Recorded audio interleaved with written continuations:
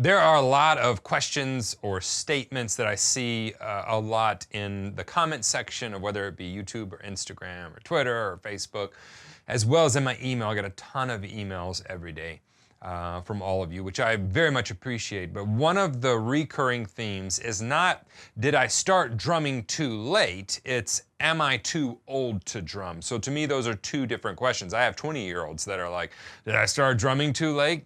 No, you didn't start drumming too late. But they're not asking, am I too old to drum? Usually I'm getting that from 45, 50 and older age group asking this question. It's a legitimate question. Am I too old to pick up the drums, to pick them back up from when I used to play, or to just play the drum, to continue to play the drums? Should I stop playing the drums? Now look, with age, there comes certain things. Our bodies are at some point, our bodies, they reach the crest, and so we're in a steady fight against declining. I used to be a personal trainer for several years, and one of the things was, whenever I had younger clients come in, we would work on, buffing up, looking good. Once we got past a certain age, it was functional activity, and once we got to 70s and 80s, they weren't trying to do a max bench press. They were trying to maintain the same level of activity that they've had for the past 40 years. There's nothing wrong with that. We just have to accept that there are different stages in life, and with that come different challenges, different things we need to work around. It doesn't make it good or bad. The older you are, the more knowledge you have about how you learn, about the best way for you to do things, about what you like, what you don't like. You've matured. You can see quality quicker. And so all of these things are good. You know how to set a goal and hit a goal, and you can do that because you have all these past experiences to reinforce that, yes, in fact, I can set a goal, I can hit that goal, I know how long it's going to take me. So by the time you reach your prime, you really understand all of these things, all right? Now, there are some things that you just have to deal with the same way as kids have to deal with certain things. So when we're younger and when we're older, there are things that we need to be aware of and how we work as humans. Now, obviously, physically, we are in a state of decline. The teeth are declining, muscles are declining. We don't keep muscle mass as much as we did. Fast twitch muscles are declining, so those ones that have to do with balance, that's why we, lose balance and fall in older age. Bones get brittle, all of these things, and so we fight to work against those things, right? So we're doing some weight exercises, we're going for walks. All of these things are good things, and it's the same in our playing. We just need to be aware of some things. Now, obviously, if you're 80, if you're 70, if you're 60, there's going to be a decline on the physical side. This is a very physical instrument. And so, but what's the good thing is I don't meet many 50 and 60-year-olds that want to simply learn licks. You know what they're talking about? They're talking about what we should all be talking about. Talk about music. How do we play better music? How can I get in more musical environments? How can I play more musically? They're not looking to play fast, only if it's what is called for in the piece. And so that is an added benefit, I think. But I think we do need to accept that as we age, physical, things start to deteriorate, and that's an okay thing. Now, there's something else. There's a great study, and there's a great book you can read on this.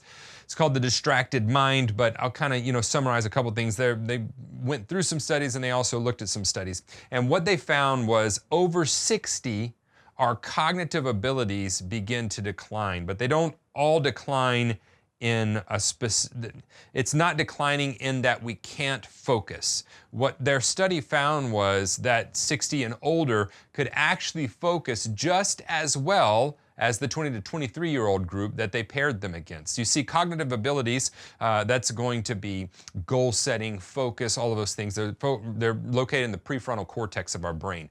They're the last to develop. They're also the first to begin to go.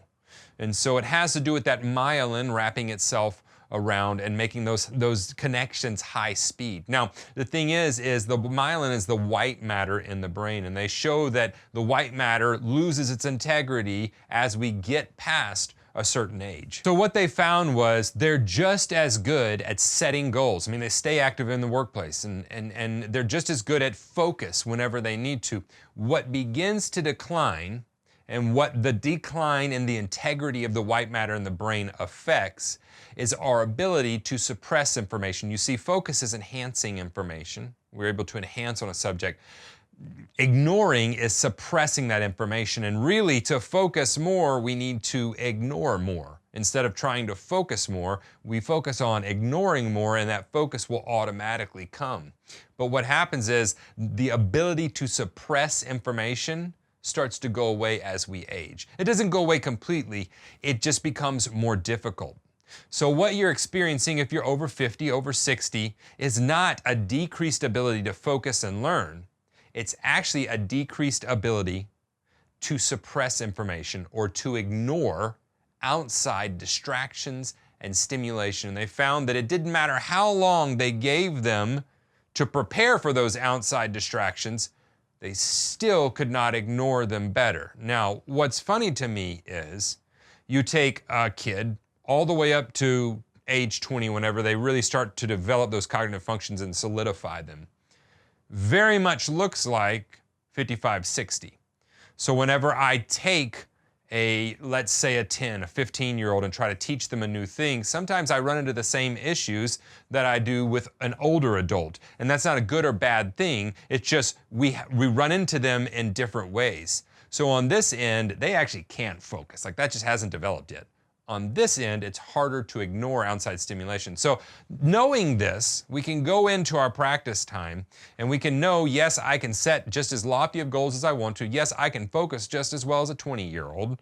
Yes, I can get this work done. Yes, I can play like I've always wanted to. But the thing we need to be aware of is we're just not as good at ignoring distractions. And so to me, that allows me to prepare for that in several different ways. Shutting off all outside stimulation, not checking email a couple hours before I'm going to go into the practice room. Those types of things, eliminating physical distractions, all of those things are very important. Now, there's one more thing that you should be aware of. If you are in your prime and you're wanting to learn this instrument, come back to this instrument, is that, so we all think we can multitask, right? Well, that's not a real thing. We can't multitask. We are like computers. We can task switch. It's just how quickly can we task switch? And there's always a cost associated with task switching. It's called a task switching cost.